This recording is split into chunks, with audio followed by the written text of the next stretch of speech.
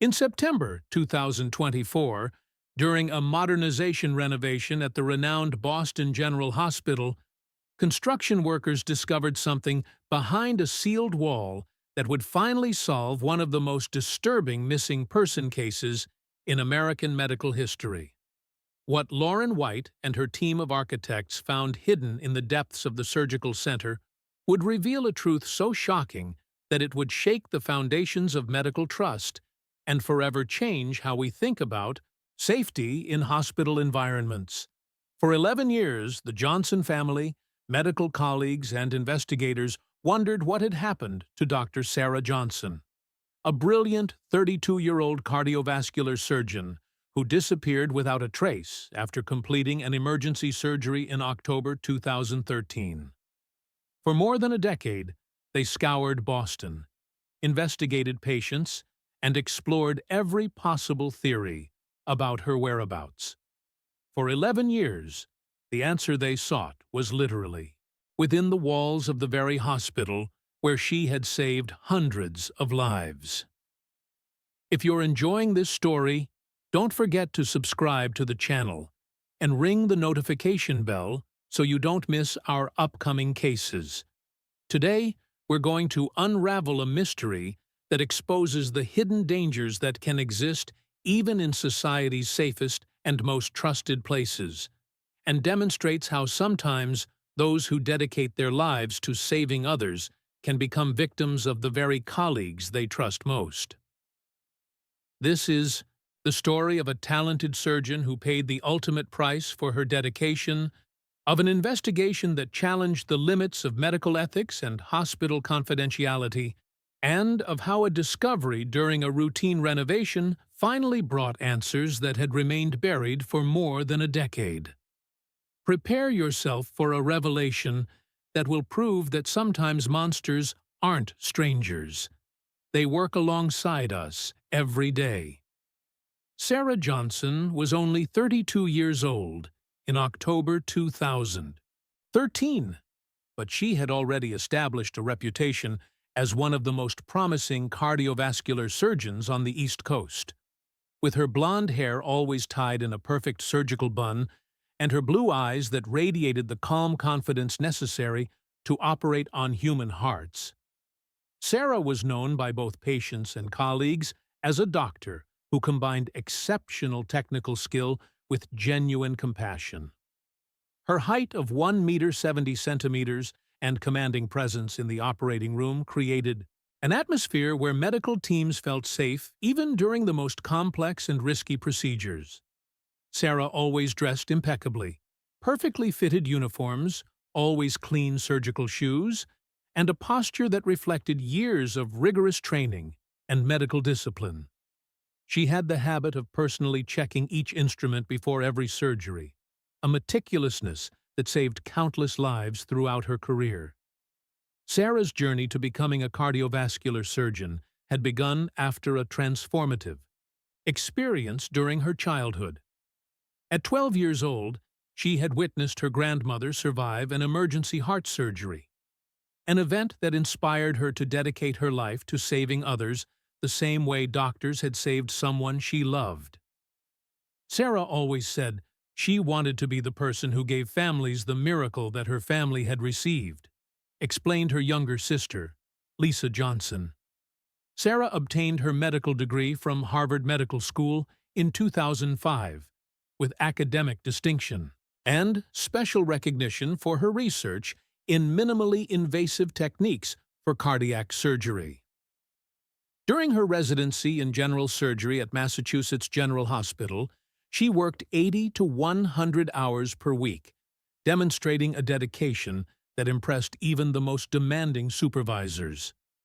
In 2009, Sarah began her specialization in cardiovascular surgery at Boston General Hospital, where she quickly distinguished herself for her ability to remain calm under extreme pressure and her natural talent for complex technical procedures.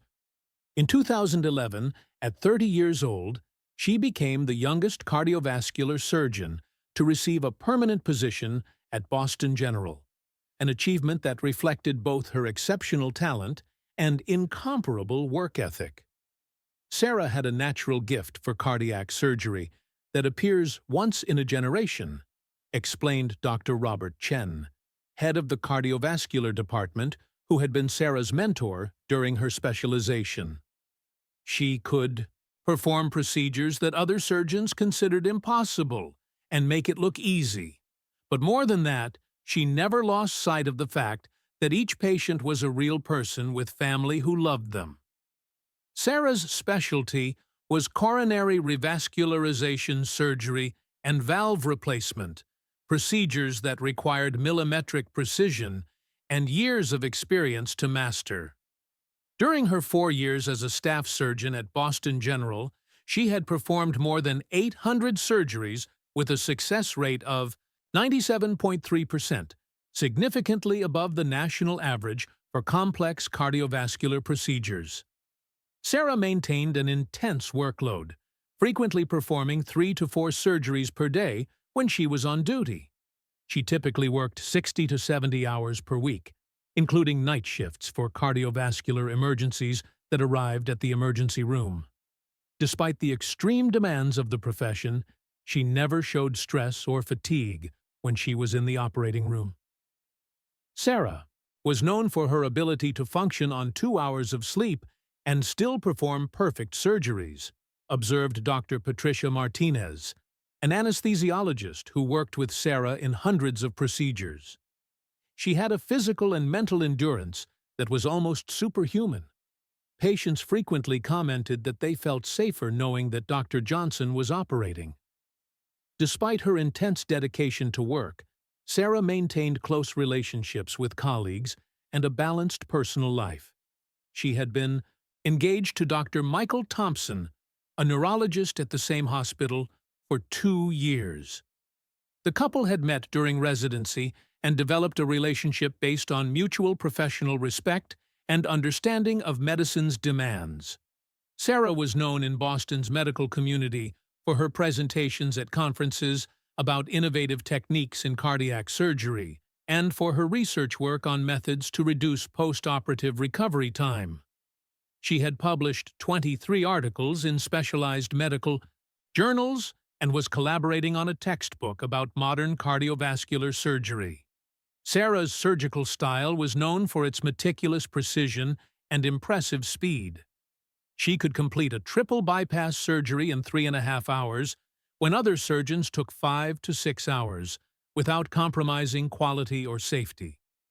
Residents frequently requested to observe her surgeries as part of their training. In the months prior to October 2013, Sarah had mentioned to some close colleagues that she was considering a research fellowship opportunity at Stanford University that would allow her to focus on developing robotic techniques for cardiac surgery. It was a chance to be at the forefront of medical innovation, although it meant temporarily leaving clinical practice. It was this talented, dedicated, and deeply respected surgeon who, on the afternoon of October 15, 2013, was preparing for another emergency surgery that should save a life, without imagining that she was about to become the center of a mystery that would reveal how even society's most trusted environments can hide dark secrets.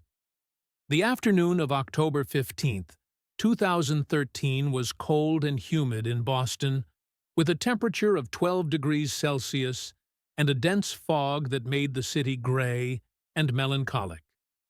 For Dr. Sarah Johnson, it was a Tuesday that had begun at 6 o'clock in the morning with 2 scheduled elective surgeries, followed by outpatient consultations, and which was about to extend far beyond the planned schedule due to a cardiovascular emergency that had arrived at the emergency room at 2:30 in the afternoon.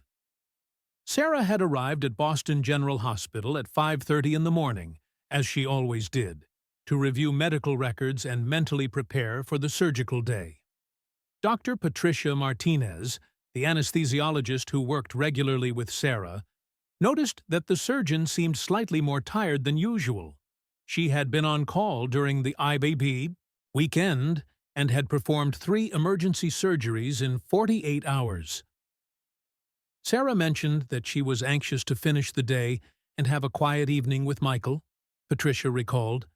They had planned to have dinner at home and discuss wedding details. She was clearly exhausted, but maintained her characteristic professionalism as always. The two morning surgeries, an aortic valve replacement and a double bypass, went perfectly, ending at 1:15 in the afternoon. Sarah had planned to leave the hospital at 3 o'clock after completing her outpatient consultations, but at 2:30, an emergency changed everything. A 58-year-old man had arrived at the emergency room with a massive myocardial infarction.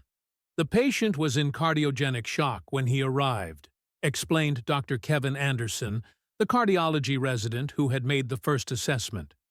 We needed immediate emergency revascularization, and Sarah was the only cardiovascular surgeon available at the E hospital.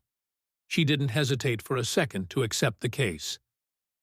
Sarah was called at 2:45 and arrived at the emergency room at 2:52, already wearing clean uniforms and mentally prepared for a surgery that could last several hours. After quickly evaluating the patient and reviewing the exams, she determined that an emergency quadruple bypass would be necessary, one of the most complex procedures in cardiovascular surgery. The surgery began at 3:45, with Sarah leading a team that included Dr. Martinez as anesthesiologist, two specialized surgical nurses, a perfusionist for the heart-lung machine, and Dr. Anderson as first assistant. Operating room number 3, where the procedure was performed, was equipped with the most advanced cardiovascular equipment available. During the first 3 hours, the surgery progressed exactly as expected. Sarah worked with her characteristic precision, completing the bypasses with impeccable technique, while maintaining constant communication with the team about the patient's status and next steps of the procedure. At 7:15, Sarah completed the final sutures and began the process of transferring the patient to recovery. The procedure had taken 3 hours and 30 minutes. Excellent time for such a complex surgery. The patient was stable, with good vital signs and significantly improved cardiac function. Sarah said, "Excellent work, everyone. We saved a life today." When we finished, Dr. Anderson recalled, it was typical of her to always give credit to the entire team instead of accepting credit for herself. She was clearly tired, but satisfied with the result.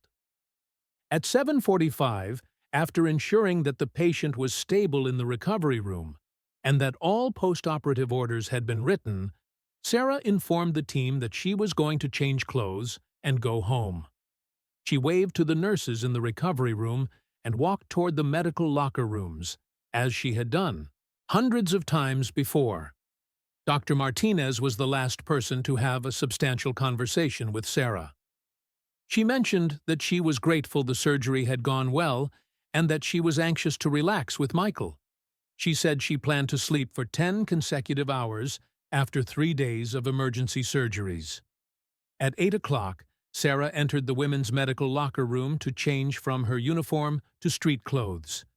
Security cameras in the corridor showed her walking toward the locker room, carrying her medical bag and personal belongings.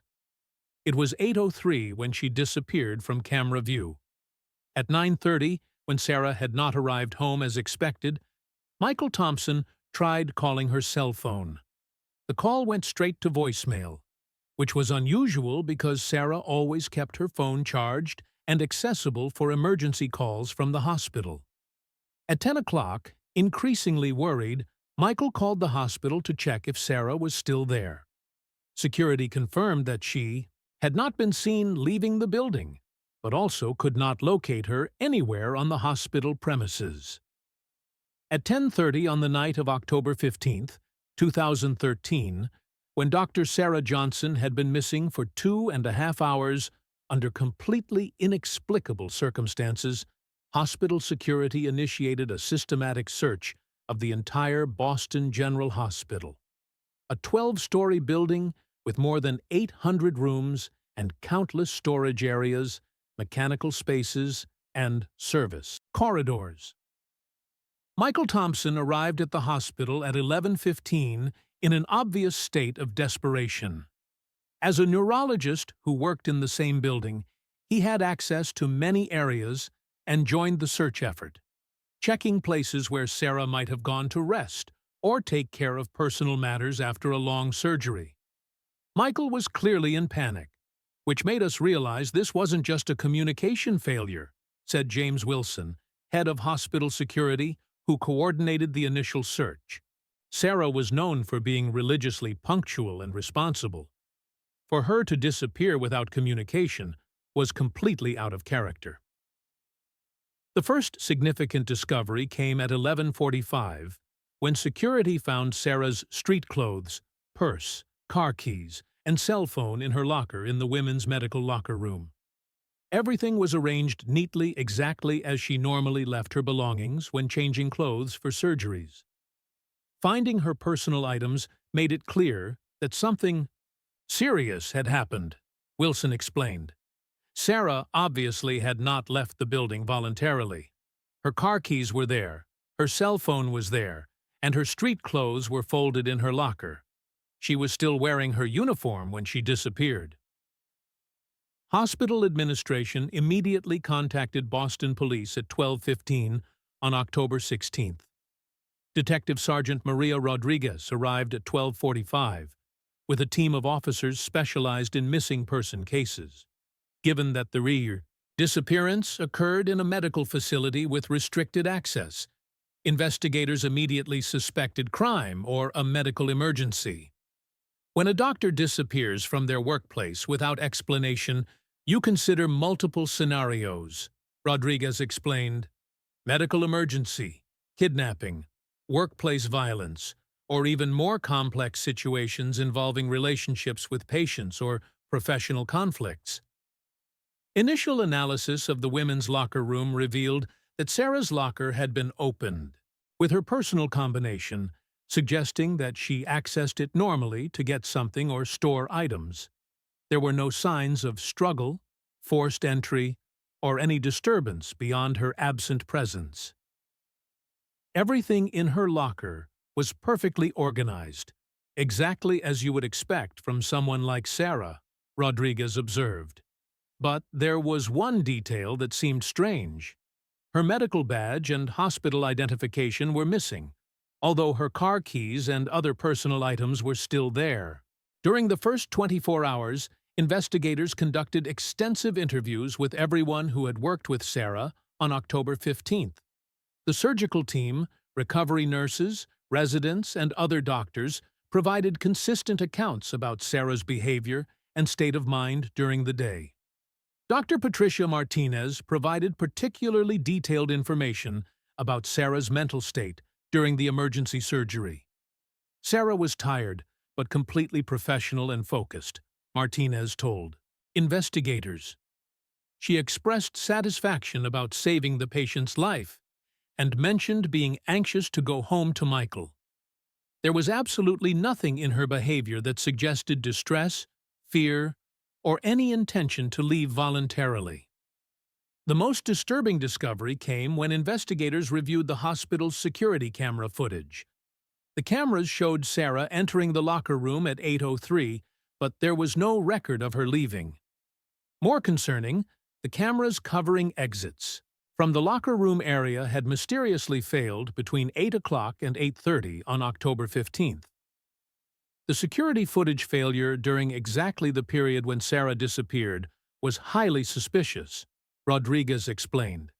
Either we were dealing with an incredible coincidence, or someone with access to security systems had deliberately created a window of opportunity. Hospital records revealed that only 5 people had administrative access to security camera controls. 2 security supervisors, the IT manager, and 2 facilities maintenance employees. All 5 were immediately interviewed, and their whereabouts during the relevant period were verified. The investigation expanded to include detailed background checks of all hospital employees who had interacted with Sarah during her last day, focusing particularly on anyone who might have had romantic feelings, professional jealousy, or personal grudges against her. A particularly concerning line of investigation emerged when detectives discovered that Sarah had recently rejected romantic advances from Dr. Marcus Davis, an older cardiac surgeon who had been a mentor during her specialization. According to several colleagues, Davis had become increasingly persistent and inappropriate in his pursuit of Sarah, despite her engagement to Michael. Dr. Davis had been making Sarah feel uncomfortable with unwanted attention for several months, Dr. Jennifer Garcia told investigators confidentially. Sarah mentioned that she had had to be increasingly direct about her lack of interest, and Davis wasn't accepting the rejection well. After a week of intensive investigation involving dozens of interviews and hundreds of hours of security footage review, Boston police had established a clear timeline of Sarah's activities until 8:03 on October 15th, but everything after that point remained completely mysterious. Sarah Johnson had simply vanished from a secure building without leaving any trace, Rodriguez concluded in her preliminary report. Someone with detailed knowledge of the hospital layout, security systems, and Sarah's routines had carefully planned and executed her disappearance. The question was whether Sarah was alive somewhere, or if we were investigating a homicide.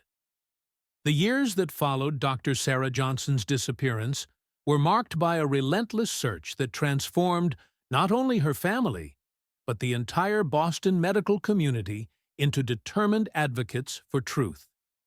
For those who knew Sarah personally, the impossibility of finding any clue about her fate became an obsession that redefined their careers and forever transformed how they viewed safety in hospital environments.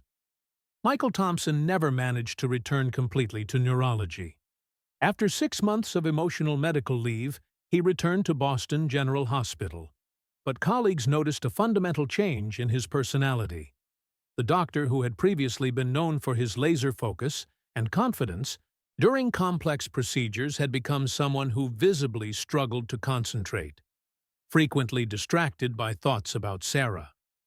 Michael tried to maintain normalcy, but you could see the pain in his eyes whenever he passed by the medical locker room or surgical center where Sarah had worked, observed Dr. Jennifer Garcia, who had been close to both of them.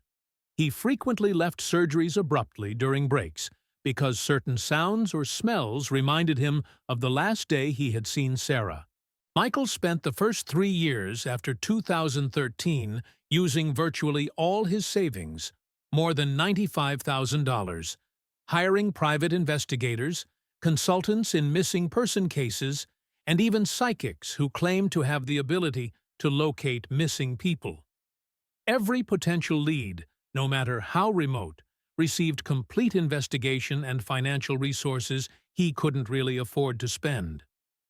Michael became obsessed in a way that was simultaneously admirable and painful, explained Dr. Robert Chen, who had remained a close friend during the years of uncertainty. He kept detailed charts of every person who had been interviewed, maps of all areas that had been searched, and theories about what might have happened. His home office looked like a command center for finding Sarah. During his search, Michael developed growing suspicions about Dr. Marcus Davis, the older cardiac surgeon who had been making unwanted advances toward Sarah in the months before her disappearance. Michael noticed that Davis had taken sudden leave immediately after Sarah disappeared and had subsequently transferred to a hospital in a different state. Davis's behavior after Sarah disappeared was suspicious, Michael explained to anyone who would listen. He expressed minimal concern about a missing colleague, avoided participating in search efforts, and seemed almost relieved when the investigation failed to establish his whereabouts during the relevant period. For someone who had worked intimately with Sarah for years, his reaction was remarkably cold. Michael also observed that Davis had maintained access to hospital security systems through his administrative roles on various medical committees, access that theoretically could have allowed him to disable cameras during the window when Sarah disappeared. However, without concrete evidence or witnesses, these suspicions remained merely theories. The Johnson family, Sarah's parents who lived in a nearby suburban community, never recovered from the uncertainty about their daughter's fate. Richard and Patricia Johnson spent their retirement years traveling to conferences about missing persons, advocating for better hospital security, and supporting other families dealing with similar tragedies. Not knowing what happened to Sarah was worse than knowing she was dead, Patricia Johnson explained during an interview years later. At least with death, you can grieve properly and find some peace. But when someone simply disappears, part of you always wonders if they're alive somewhere, waiting for a rescue that never comes. The official investigation remained active for 5 years, from 2013 to 2018, involving resources from multiple agencies, including Boston Police, FBI, due to potential kidnapping across state lines, and private investigators funded by hospital administration and the medical community. During this period, more than 300 people were interviewed, dozens of properties were searched, and hundreds of hours of security footage from surrounding businesses were analyzed. Detective Maria Rodriguez, who coordinated the investigation throughout its duration, eventually concluded that Sarah had been murdered by someone with detailed knowledge of hospital operations and her personal routines. Statistical evidence overwhelmingly suggested that Sarah was a victim of workplace violence committed by someone who had access to hospital facilities and understanding of security vulnerabilities, Rodriguez explained. Theories about the disappearance evolved dramatically during the years. Initially, investigators focused on conventional possibilities: kidnapping by strangers, patient-related violence, or personal problems that might have motivated voluntary disappearance. In 2017, when all conventional theories had been exhaustively explored, focus shifted to more complex scenarios involving hospital employees or medical colleagues. Dr. Patricia Martinez, who had worked with Sarah regularly, developed a theory in 2018 that Sarah had discovered something professionally damaging about a colleague, possibly medical negligence, insurance fraud, or other serious misconduct, and had been killed to prevent exposure of these crimes.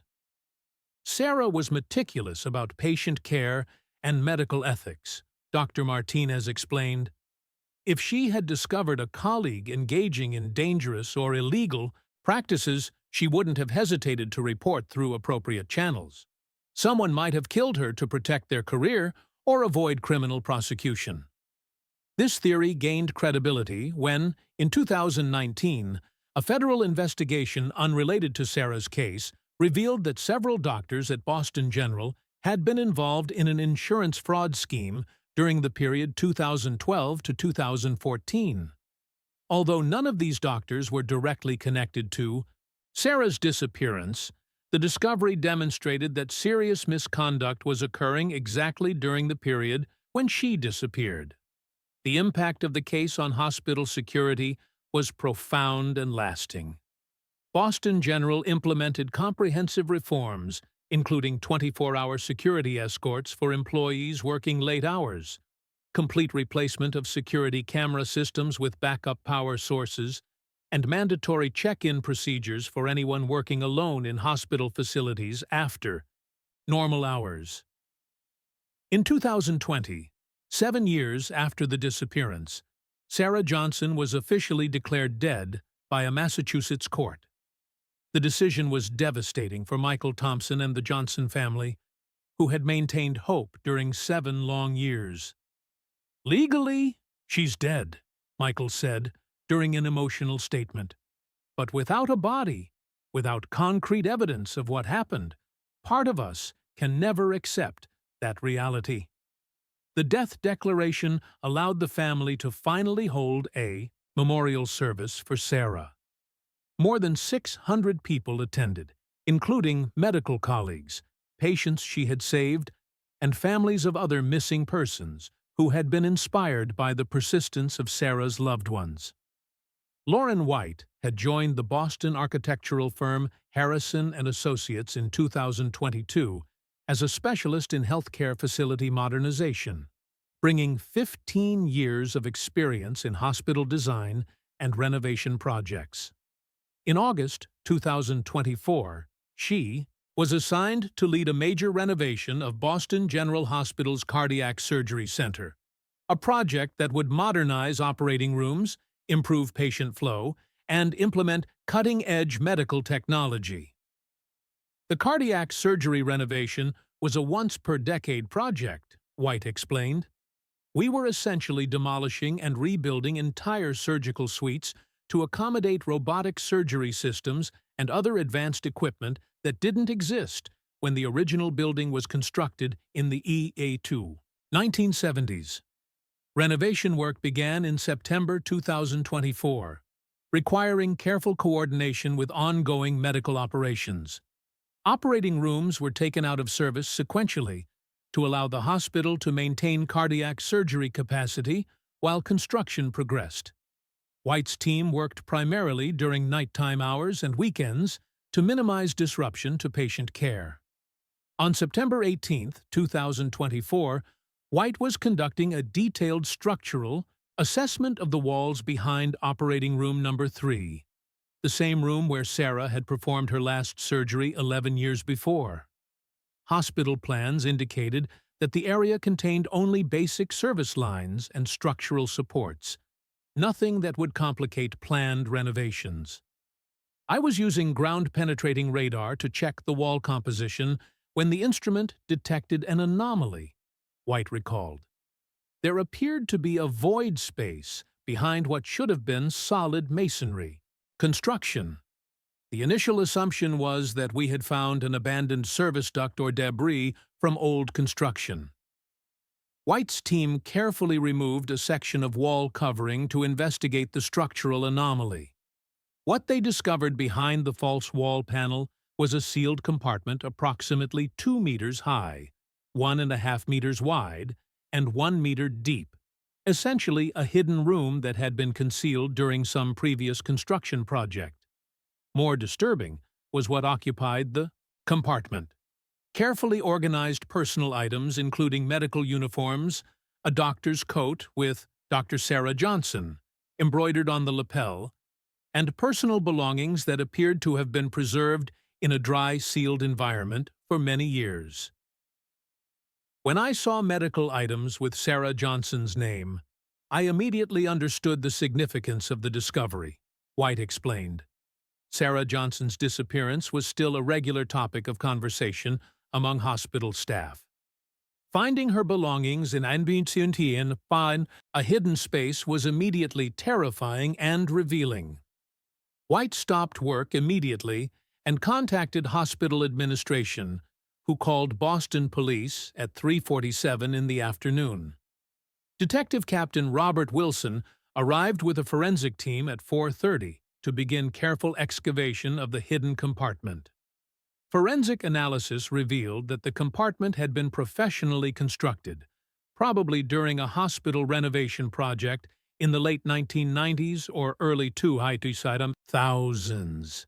The space was waterproof, climate-controlled through connection to the hospital's HVAC system, and accessible only by removing a specific wall panel that appeared to be permanently fixed. Someone had invested significant planning and construction expertise in creating this hiding place, Detective Wilson explained. This wasn't improvised concealment. It was deliberate construction designed to hide evidence permanently. The most shocking discovery came when the forensic team found Sarah's medical badge and hospital identification in the compartment, along with other personal items that the family identified as belonging to her. More significantly, they found a handwritten note in Sarah's handwriting that said, "If anyone finds this, Marcus Davis killed me. He trapped me here on October 15, 2013. Additional excavation revealed human remains in the deepest section of the compartment, carefully wrapped and preserved. Preliminary examination confirmed that the remains belonged to an adult woman of appropriate age and physical characteristics to match Sarah Johnson. Dental records would provide definitive confirmation within days. Finding Sarah's note was crucial to understanding what had happened, Detective Wilson explained. She apparently had survived the initial attack and had time to document her situation before succumbing to injuries or suffocation in the sealed space. The investigation immediately focused on Dr. Marcus Davis, now 65 years old and working at a cardiac surgery center in Phoenix, Arizona. Davis was arrested at his home on September 20, 2024, charged with first-degree murder, kidnapping, and evidence tampering. Davis initially denied involvement, but when confronted with Sarah's handwritten accusation and physical evidence from the compartment, he eventually provided a partial confession, Detective Wilson revealed. According to his statement, he had lured Sarah to the ICU hidden compartment under the pretense of showing her an interesting architectural feature of the hospital, then attacked her when she tried to leave. Davis admitted to having constructed the hidden compartment during a hospital renovation in 1999 when he had served on the planning committee for surgical suite updates. He had designed the space as a possible hiding place for valuable items, but repurposed it in 2013 to conceal Sarah's body after killing her in a fit of rage over her continued rejection of his advances. Davis confessed that he had been obsessed with Sarah for months and couldn't accept that she would never return his feelings, Detective Wilson explained. On October 15, 2013, he waited for her in the locker room area, disabled security cameras using his administrative access, and convinced her to follow him to what he claimed was an urgent matter requiring her expertise. Davis revealed that Sarah had fought against him when she realized the situation was dangerous, but he overpowered her and forced her into the hidden compartment. She had survived for several hours before dying, apparently from a combination of injuries and suffocation in the sealed space. DNA evidence from the compartment confirmed that Davis had been present during Sarah's final hours, and analysis of hospital security records showed that his access card had been used to enter multiple restricted areas during the night of October 15, 2013. Areas that a normal doctor wouldn't need to access. For family and colleagues who had searched for Sarah for 11 years, the discovery brought a mixture of relief and devastating grief. Knowing what happened to Sarah doesn't bring her back, Michael Thompson said during an emotional statement. But it means the truth has finally been revealed, justice can be served, and other medical professionals can be protected from predators who hide in plain sight. Dr. Marcus Davis's complete confession to authorities revealed a reality even more disturbing than any investigator had imagined during the 11 years of mystery. Dr. Patricia Martinez, a forensic psychiatrist specializing in medical crimes, worked with a team of specialists to reconstruct not only the events of October 15, 2013, but also the pattern of obsessive behavior that Davis had kept hidden for decades while operating as an apparently respected surgeon. Psychological analysis of Davis revealed a classic stalker profile who had used his position of medical authority and mentorship to gain access to vulnerable colleagues.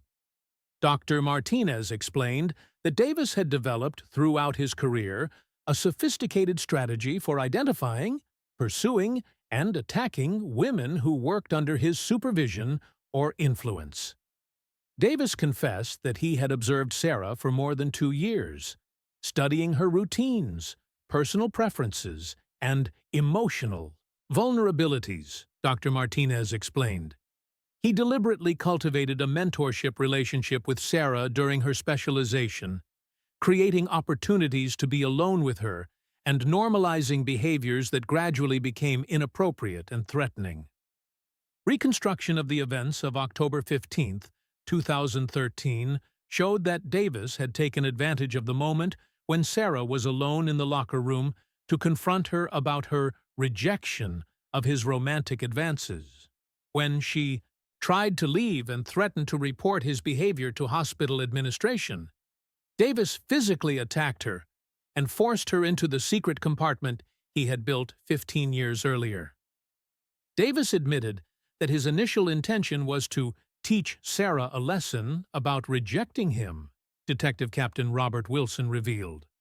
According to his statement, Sarah fought against him and threatened to expose not only his inappropriate behavior, but also some financial irregularities she had discovered. In his research grants, in a moment of rage, he struck her with a surgical instrument and then panicked about the consequences. Forensic analysis confirmed that Sarah had suffered significant but not immediately fatal head trauma, and that Davis had then sealed her in the compartment, hoping she would die from her injuries or asphyxiation. The note that Sarah had written was found along with evidence that she had desperately tried to escape, scratching at the walls and attempting to force open the compartment. Sarah survived for several hours after being sealed in the compartment, explained Dr. Chen, the medical examiner who analyzed the remains. Evidence suggests she maintained consciousness long enough to write the accusatory note and try multiple escape strategies. Her final hours were undoubtedly terrifying and painful. The expanded investigation revealed that Davis had probably committed similar crimes during his 35-year career. 5 former colleagues, now women in their 40s and 50s, came forward with allegations of harassment, stalking, and, in 2 cases, sexual assault that they had never reported due to Davis's respected position in the medical community. Davis had been a threat to female medical professionals for decades, Detective Wilson observed. His position as department head and respected surgeon provided perfect cover for his predatory activities. Women trusted him implicitly and were reluctant to report behavior because they feared impact on their careers. Michael Thompson's decision to persistently investigate Davis, although based on intuition rather than concrete evidence, ultimately contributed to justice that might never have been achieved through conventional law enforcement alone. Legal experts noted that Michael's documentation of Davis's suspicious behavior provided valuable context that helped investigators understand motive and pattern. Michael's relentless search for truth, while emotionally devastating for him, ultimately served justice, explained District Attorney Jennifer Martinez. His detailed observations about Davis's behavior after Sarah's disappearance provided crucial context that helped prosecutors understand premeditation and ongoing deception. Davis was convicted of first-degree murder, kidnapping, evidence tampering, and multiple charges of sexual harassment in February 2025. During sentencing, he offered a statement that many viewed as self-serving rather than genuinely remorseful.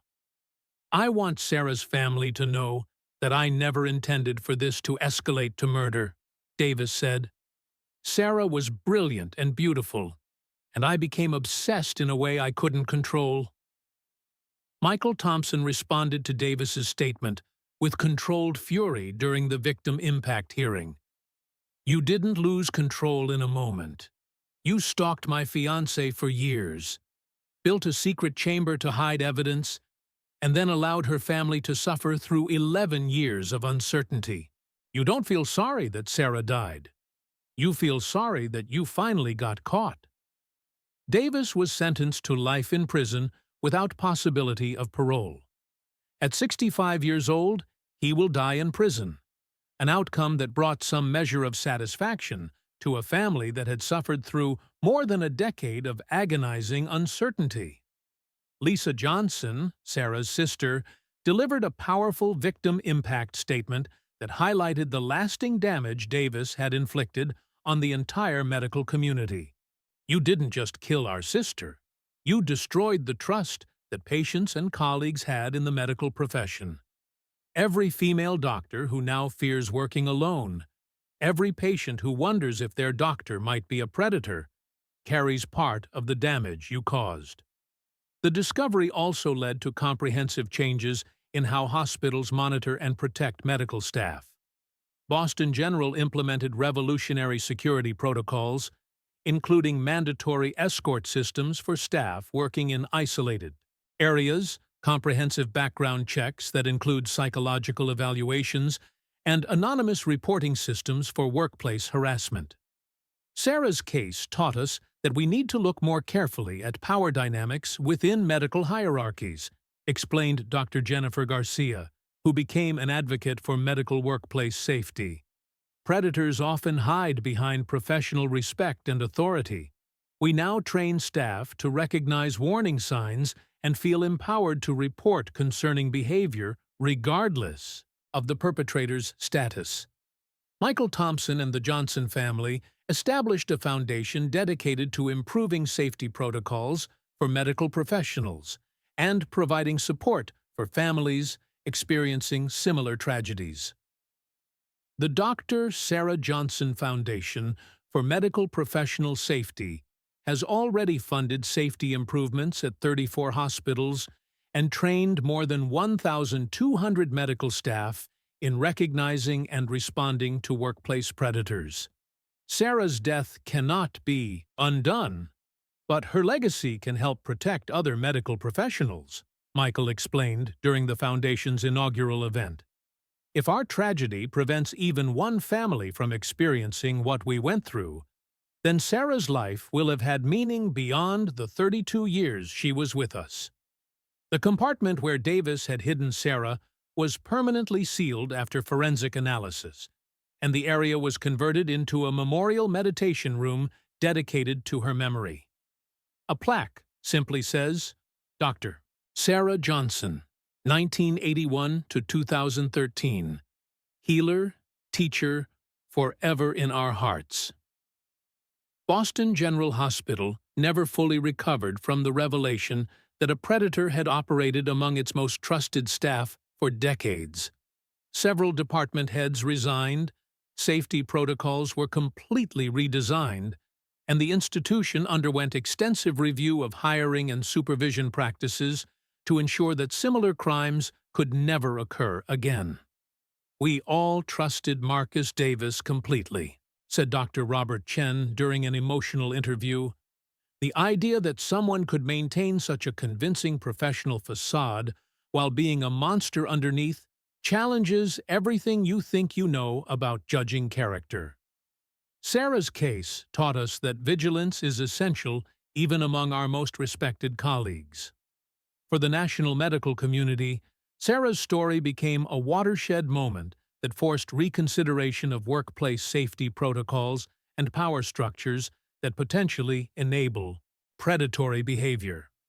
Medical schools now include mandatory training on professional boundaries, harassment recognition, and reporting procedures.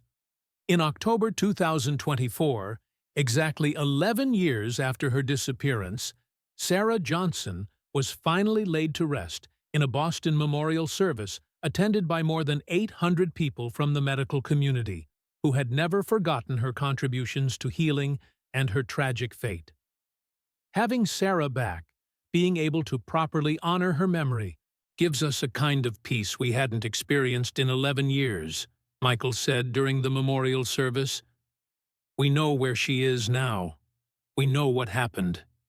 Justice has been served. This doesn't bring her back, but it allows us to finally say goodbye and ensure that her death leads to protection of other innocent people. The case remains as a stark reminder that evil can hide behind familiar faces and respected positions, and that medical professionals, despite their dedication to healing others, can themselves become victims of those who abuse trust and authority.